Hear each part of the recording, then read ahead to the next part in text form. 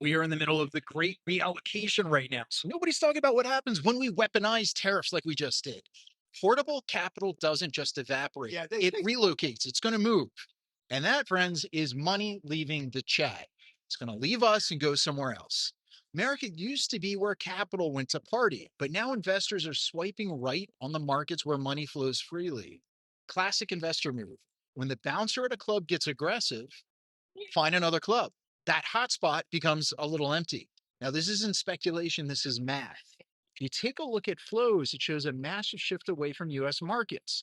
That's not a blip, that's not a correction, that is now a trend. So money talks. And right now it's saying, well, adios. If we look at trade imbalances and capital flows, they're the same damn thing that wears different outfits. If you shrink the US trade deficit with tariffs, congratulations, you've just choked off your capital supply. That's like money and investments. So why is this a five-alarm fire?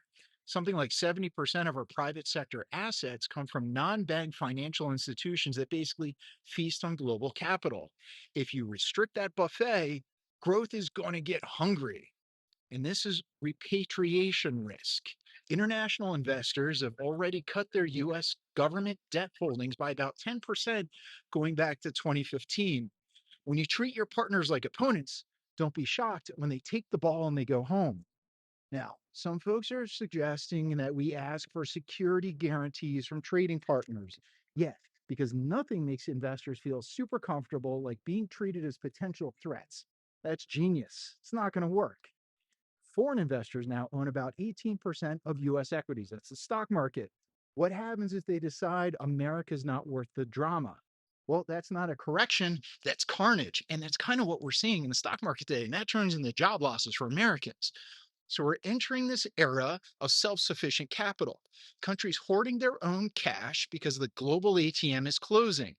If you weaponize, I don't know, trade, that feels good for a news cycle, but it can cripple your economy for a whole generation. So the punchline is when trade becomes political theater, we're not just paying higher prices at Walmart.